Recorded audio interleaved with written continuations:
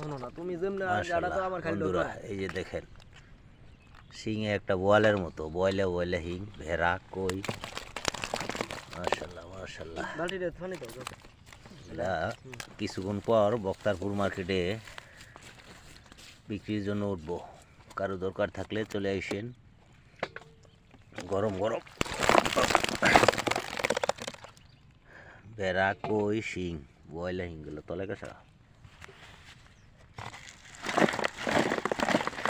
এই দেন কি জিনিস